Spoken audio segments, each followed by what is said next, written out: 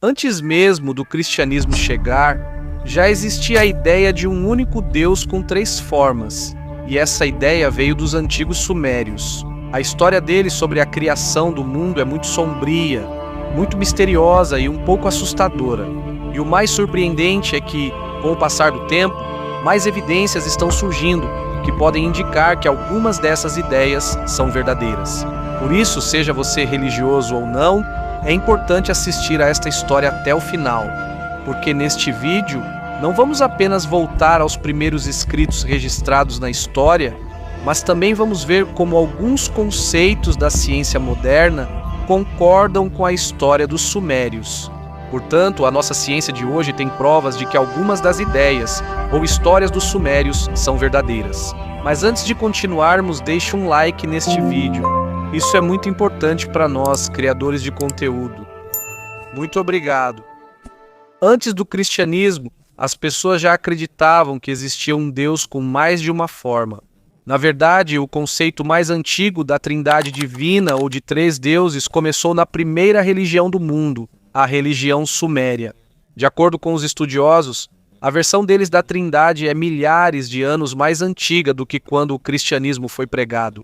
Isso significa que há uma diferença de mais de 4.000 anos entre eles. Apesar disso, há quem diga que essa história é a chave para a nossa história perdida. Outros acreditam que aqui se pode ver a verdadeira forma do Criador. Seja qual for a sua crença, há uma coisa certa aqui. Essa história é extremamente única e fascinante. E tudo começa com Namu. Namu é a primeira deusa na história dos sumérios. Ela não é descrita como uma pessoa, mas sim como um mar imenso. Um mar que existia antes do universo, antes do tempo e antes da luz. No meio da completa escuridão, Namu seria a origem de tudo. Dele nasceu uma criatura extraordinária chamada Anki. Anki, por sua vez, não é um deus comum. Ele é a união do céu e da terra. An significa céu, enquanto Ki significa terra. Agora é aqui que começa a ideia dos três deuses. De Anki, nasceu o deus dos céus chamado Enlil. O trabalho de Enlil era separar Anki, ou seja, o céu e a terra. E foi exatamente isso que ele fez, ele dividiu Anki em dois. Anu é o deus do céu e Ki é a deusa da terra. Antes eles eram um só, mas depois do que Enlil fez, passaram a ser três. O céu é o firmamento e a terra, e esse é o começo da tríade divina. Mas a história não termina aqui. Enlil e Ki ainda tiveram um filho. O nome dessa criança é Enki. Enki é o deus das águas. E de acordo com os sumérios, ele também é o doador da vida e o governante de todo o universo. E foi assim que se formou a trindade suméria. Anu, o deus do céu, Enlil, o deus dos céus, e Enki, o deus das águas e da vida. Três forças, uma origem. Dizem que este é o primeiro trio divino da história da humanidade. À primeira vista, parece apenas uma história de imaginação. Parece inventado, apenas um mito. Mas é aqui que tudo fica interessante. Porque quando você compara isso com a ciência moderna, há partes da história que surpreendentemente coincidem. Anu, o deus do céu, é descrito como a fonte única e completa de toda a criação. Na ciência, existe um conceito semelhante. E essa é a teoria do Big Bang. De acordo com essa teoria, o universo começou a partir de um ponto extremamente pequeno e incrivelmente denso. E eles chamam isso de singularidade. Um ponto ainda menor do que um átomo, foi dali que tudo se originou. Tempo, espaço, energia e vida. Quando você olha para isso, o nascimento de Anki do mar primordial de Namu parece uma metáfora para o nascimento do universo a partir do nada. A ciência não diz que os sumérios estão certos. E a religião também não diz que a ciência está errada. Mas a pergunta é esta: como eles pensaram nessa ideia milhares de vezes antes mesmo da invenção da ciência moderna? E é aqui que começa a parte mais assustadora da história. Mais um detalhe interessante na história dos sumérios. A primeira criatura que surgiu de Anki, ou do que chamamos de singularidade, foi Enlil, o deus do céu. E é aqui que a conexão com a ciência fica interessante. Na ciência moderna, o que foi a primeira coisa que surgiu após o Big Bang? Claro, gás. Nos primeiros 1 bilhão de anos do universo, ele era composto quase totalmente por gás. Não havia planetas, não havia estrelas, não havia formas sólidas ainda. Se você pensar bem, isso é praticamente o equivalente exato à ideia do Deus do céu Enlil. Uma força que está no meio, ainda não é sólida, ainda não é terra, ainda não é céu. Agora, o que Enlil fez na história dos sumérios? Na verdade, ele separou o céu e a terra que estavam unidos. De um só, ele fez dois. Anu, o deus do céu, o céu, e Ki, a deusa da terra. Parece uma história simples, mas vamos olhar para a ciência. Depois de aproximadamente 1 bilhão de anos, a poeira começou a se separar no espaço. Com a ajuda da gravidade, ela se juntou e formou estrelas, planetas e galáxias. Em outras palavras, o espaço e os objetos sólidos se separaram, como o céu e a terra, como Anu e Ki. Mas é importante lembrar disso. A Trindade ainda não foi formada aqui. Para que a próxima fase aconteça, a vida ainda é necessária. Mas como a vida surgiu? E é aqui que se diz que o Deus do céu e a deusa da terra se uniram. Na linguagem da ciência, foi isso que aconteceu. Os gases como hidrogênio, oxigênio e nitrogênio reagiram com os elementos sólidos mais abundantes da Terra. E o resultado disso foi o carbono. A partir dessa combinação, formaram-se os blocos fundamentais da vida. E onde a vida começou? Claro, na água, não é exceção. O presidente Enki, o deus da vida, é principalmente retratado como o deus da água. Segundo a história, Enki usou a água para iniciar a vida na Terra. Dizem que ele pegou água de Namu, o mar primordial, e a partir disso foram criados dois rios, que são o Tigre e o Eufrates. Esses rios se tornaram o centro da civilização suméria. Ele enriqueceu a terra ao redor dos rios e introduziu os animais. E pouco a pouco formou-se um mundo com vida. Logo, muitos deuses e deusas andavam pelo mundo. E todos eles tinham uma única origem, a Trindade suméria. Anu, deus do céu. Enlil, deus do firmamento. E Enki, deus da água e da própria vida. Depois disso, a história avançou de forma mais literal, indo para a criação das coisas nos céus. Na história, Enlil, o deus do firmamento, uniu-se novamente à deusa do vento. E dessa união nasceu a lua. Aqui é onde a semelhança com a ciência se torna ainda mais interessante. Na história dos sumérios, Enlil uniu-se a uma deusa chamada Ninlil. Ambos desceram ao submundo passando por sofrimento e sacrifício. E no final, eles retornaram à superfície, assim como o nascimento da lua que subiu ao céu e tomou seu lugar no firmamento. Agora, vamos ouvir o que a ciência moderna tem a dizer. De acordo com as pesquisas mais recentes, a nossa Lua se formou quando a Terra foi atingida por um planeta do tamanho de Marte. Nesse impacto, destroços e poeira foram lançados da Terra, ficaram presos na órbita do planeta e, mais tarde, se juntaram até formar a Lua.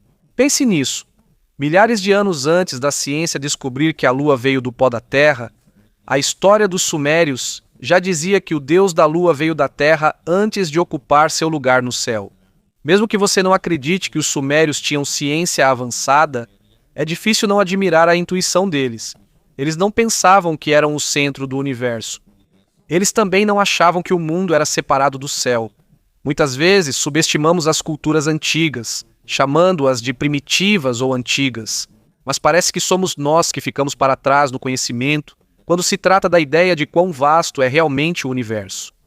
E talvez eles soubessem muito mais do que imaginamos. E de acordo com a religião suméria, tudo não começou com a criação do universo. Antes mesmo da humanidade ser criada, o deus da lua já havia ocupado seu lugar no céu. E quando isso aconteceu, só então o mundo ficou pronto para a criação do homem. Foi aí que a história ficou subitamente sombria. Na maioria das religiões que conhecemos hoje, o ser humano foi criado como uma criatura especial. Em diferentes crenças, dizem que o homem foi feito à imagem de Deus e recebeu o poder de governar o mundo. Mas na história dos sumérios, diferente para o ser humano. Segundo eles, o ser humano foi criado não porque era importante, mas porque os deuses estavam cansados dos trabalhos pesados.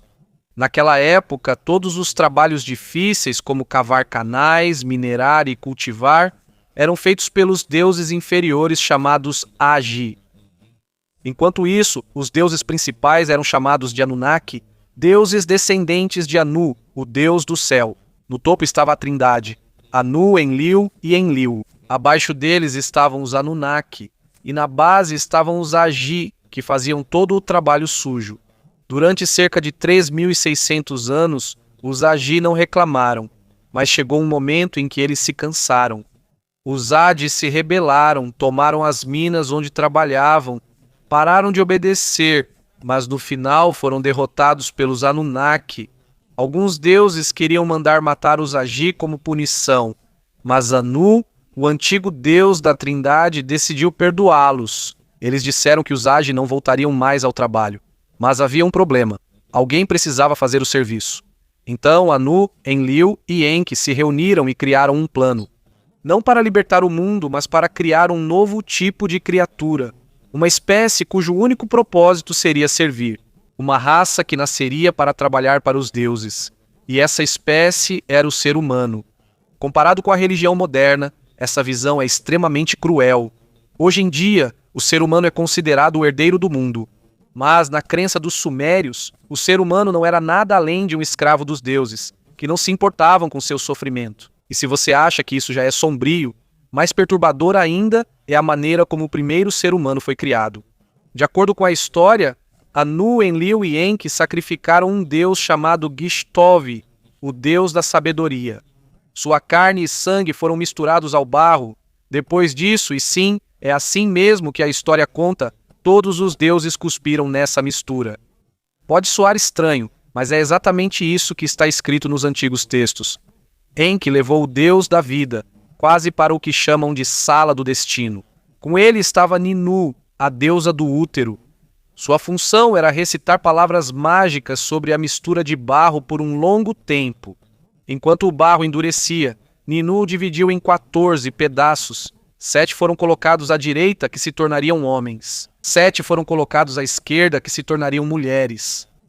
Depois disso, Ninu colocou os pedaços em seu próprio corpo. Como ela é a deusa do útero, ela ficou grávida. E depois de 9 meses, ela deu à luz os primeiros 14 humanos. Mas o mais notável de tudo é isto. Os sumérios chamavam essas primeiras pessoas de Adamu. Sua familiar parece muito com Adão, o primeiro homem, na Bíblia. Mas há uma grande diferença. Na história dos sumérios, a criação de Adamu foi um projeto conjunto dos deuses. Não foi obra de um só Deus. Também não foi por amor, mas sim por uma necessidade básica de trabalho. Nos textos sumérios, fica claro que os deuses viam os humanos como brinquedos ou propriedades. E não há prova mais clara disso do que um evento conhecido como a aposta de Enki. E aqui a história fica ainda mais sombria. Depois de criarem os 14 Adamu, os deuses se reuniram para celebrar com banquetes e bebidas. E conforme a noite avançava, as conversas ficavam mais acaloradas. No meio da celebração, Enki e Ninma, a deusa do parto, tiveram uma discussão acalorada. O motivo da discussão era sobre quem tinha o direito de decidir qual seria o papel de cada pessoa. Enki disse que, por ser o deus da vida e da sabedoria, era mais adequado para ele designar o trabalho dos Adamu. Mas Ninma não concordou com isso. Para ela, se não fosse por ela, nenhum ser humano teria nascido, então ela deveria ser a responsável por escolher a função de cada um. No final, Enki desafiou Ninma, um desafio que foi muito cruel. Enki disse: "Crie o ser humano mais inútil que você conseguir, e mesmo assim vou mostrar que ele ainda tem um lugar na sociedade." Ninma aceitou o desafio, e foi aí que começou a série cruel de acontecimentos. Ninma criou, um por um, pessoas com deficiências graves, não por compaixão, mas apenas para ganhar a aposta. Ela criou um homem com as mãos trêmulas, Enki o fez conselheiro do rei. Ela criou um homem cego, Enki o fez contador de histórias. Ela criou um homem com os pés tortos. Enki a colocou entre os trabalhadores de metal. Ela criou uma mulher que não podia ter filhos. Enki a fez supervisora dos tecidos da rainha. Ela criou um homem sem gênero masculino ou feminino definido. Enki o fez cordeiro, uma função que tinha um papel especial na sociedade daquela época. Não importa qual limitação Ninma criasse, Enki sempre tinha uma resposta. No final, Ninma desistiu. E agora é a vez de Enki criar o que ele chama de o ser humano mais inútil. E foi aí que Enki passou dos limites. Ele criou um bebê prematuro com as mãos trêmulas. Não conseguia levar comida à boca. Tinha a coluna esmagada. Os quadris eram fracos, os pés estavam defeituosos, e como se isso não bastasse, ele ainda deu ao bebê a deficiência mais cruel de todas, segundo a história, um ânus selado. Depois disso, Enki se virou para Ninma e disse: "Agora dê a ele um trabalho." Ninma ficou em silêncio. E quem poderia dar uma função para alguém nessa condição? Você realmente não pode culpá-la. Foi aí que Ninma admitiu a derrota. E por causa disso, Enki ganhou o direito de atribuir tarefas à humanidade. E quais são esses trabalhos? Mineração, agricultura, trabalhos pesados. Se você perceber, não há romance. Na história da criação do homem na mitologia suméria, fica muito claro que, para a trindade dos deuses, Anu, Enki e Enlil, o ser humano foi criado como uma espécie de escravo. Muita gente diz que isso é antigo, apenas crenças de uma religião que já desapareceu há muito tempo. Mas há um problema com esse tipo de pensamento, porque os sumérios previram muitas coisas corretamente que só agora a ciência está começando a alcançar. Como a ideia de que o universo se originou de um ponto, que a lua se formou a partir do pó da terra, que a vida começou na água e que os animais vieram antes dos humanos. Se essas coisas estiverem corretas, mesmo que apenas como metáforas, e se a criação do homem e seu papel também forem metáforas para uma verdade mais profunda, existem algumas teorias sobre isso. Mas a mais maluca de todas, a mais controversa, é a chamada teoria do inseto dourado. E é aqui que a história fica ainda mais estranha. De acordo com a teoria do inseto dourado, os deuses sumérios que supostamente vieram do céu não seriam deuses no sentido tradicional, mas sim seres de outro mundo. Na história suméria, há uma diferença clara entre o céu e os céus. Se os céus são as nuvens e o ar que vemos, o céu está ainda mais alto. Então, de onde vieram esses seres? Os textos antigos têm uma resposta.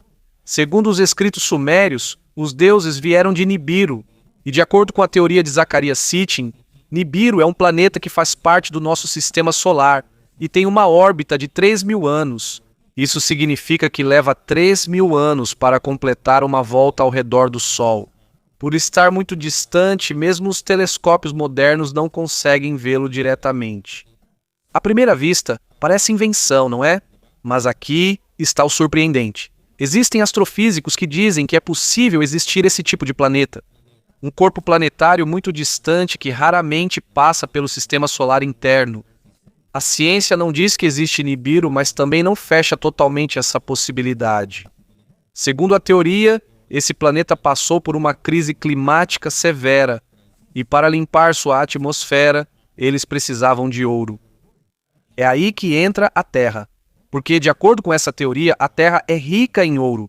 Por isso, esses seres teriam vindo aqui para minerar.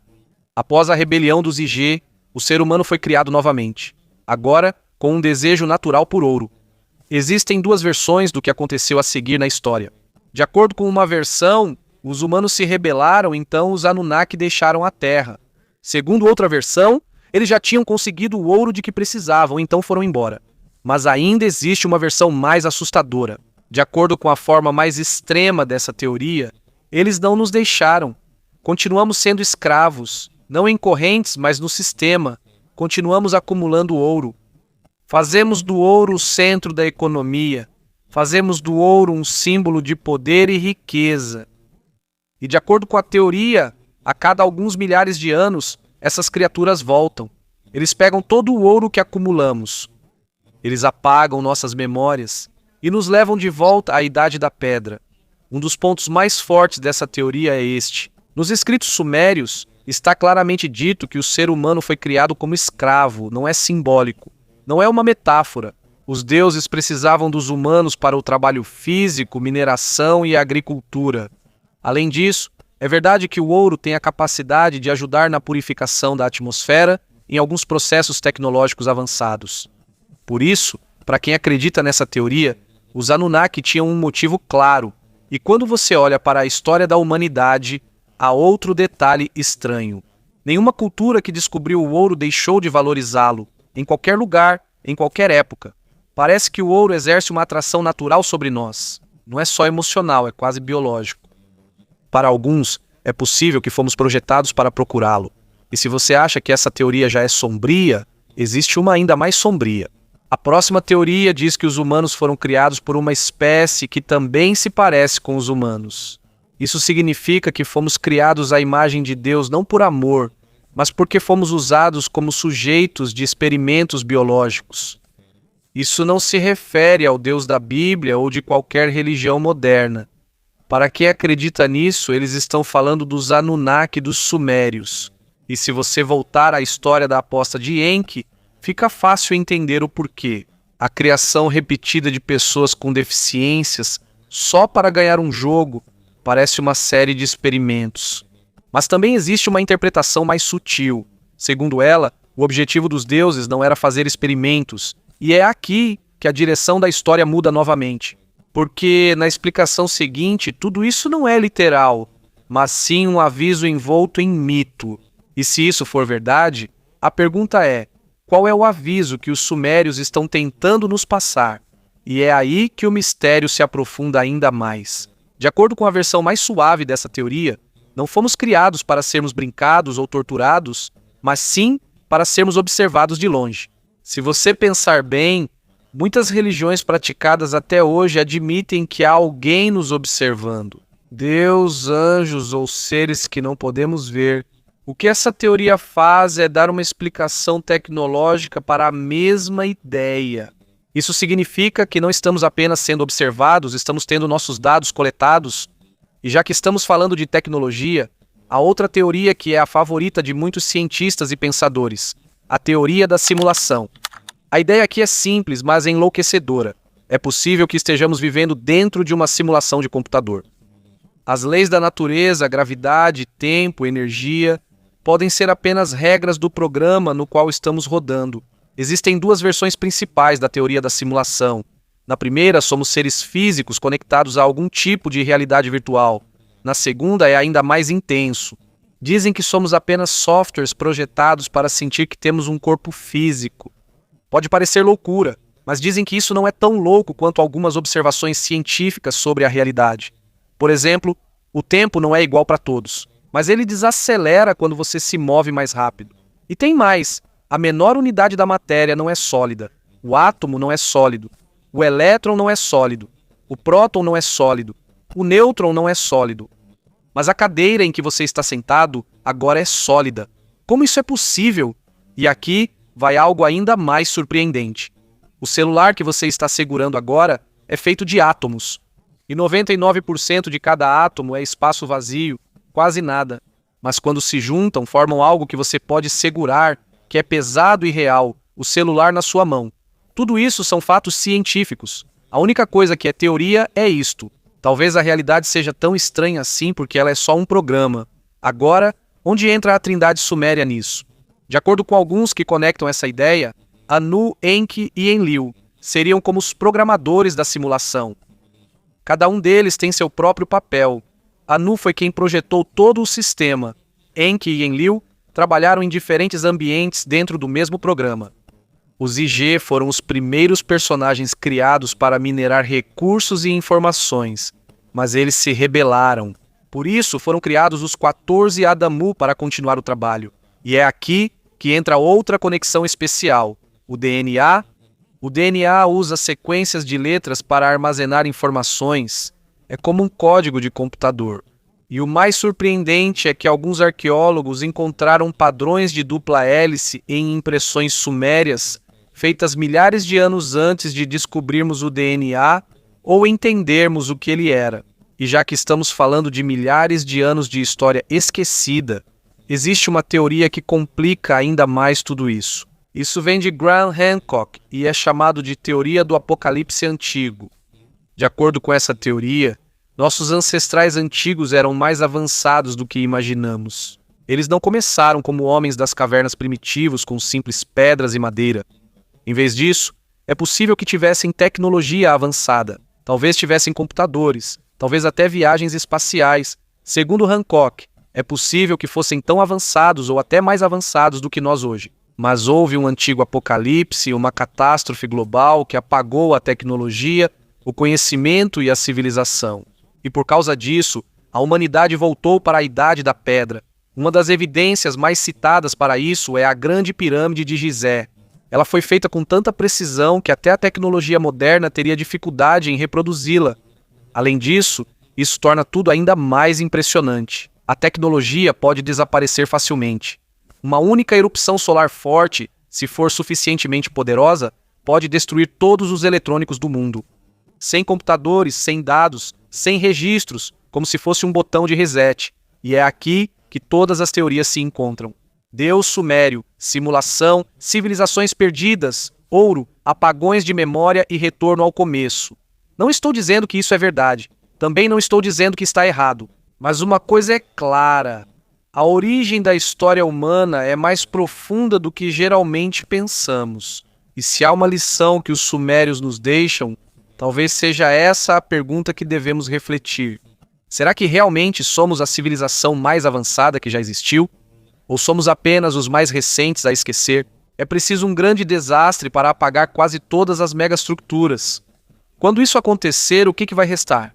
Histórias. Se você contar para a próxima geração sobre aviões, telefones ou câmeras, numa época em que essas coisas já não existam mais, isso vai parecer mágica, não tecnologia. E é aí que entra a teoria do Apocalipse antigo. De acordo com essa teoria, a história da criação dos sumérios não é simplesmente um mito, mas sim uma mensagem deixada pelos sobreviventes de uma antiga catástrofe. Uma metáfora para uma história perdida e para a história que conhecemos hoje. É como se o presente fosse apenas a segunda rodada. Dizem que já fizemos isso antes, desde a Idade da Pedra até uma civilização avançada, antes de sermos levados de volta ao começo por uma grande inundação. E quando se fala de histórias, esta é uma das evidências mais fortes dessa teoria. Quase todas as principais religiões têm uma história sobre um grande dilúvio. Tem a história de Noé na Bíblia, há o grande dilúvio na epopeia de Gilgamesh dos antigos sumérios. Também há menção de dilúvio nos escritos hindus e muçulmanos. Muitas culturas, lugares diferentes, mas um só tema. E quando muitas civilizações separadas contam a mesma história sobre um acontecimento, há uma grande possibilidade de que algo realmente tenha acontecido. E isso afetou diferentes regiões do mundo. Além disso, o ser humano moderno já existe há mais de 300 mil anos, mas todo o grande progresso, desde as ferramentas de pedra até a tecnologia moderna, aconteceu apenas nos últimos 5 mil anos. Não parece estranho? Pense nisso.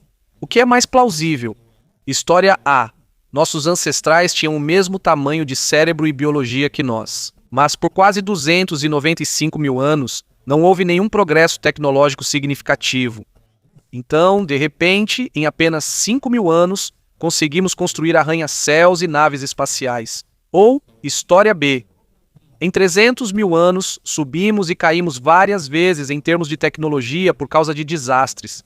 Se conseguimos passar da Idade da Pedra até a civilização moderna em 5 mil anos, é possível que já tenhamos feito isso antes, mas desapareceu. Agora, será que tudo isso é verdade? Na verdade, essas teorias são possíveis, mas é difícil de provar. A teoria do Apocalipse antigo é naturalmente difícil de comprovar, porque a própria premissa dela é que o dilúvio apagou todas as evidências. Sim, as pirâmides são impressionantes, mas isso não significa que quem as construiu tinha laptops ou softwares de engenharia. Só porque não conseguimos explicar completamente uma estrutura, não significa que eles eram tão avançados quanto nós somos hoje.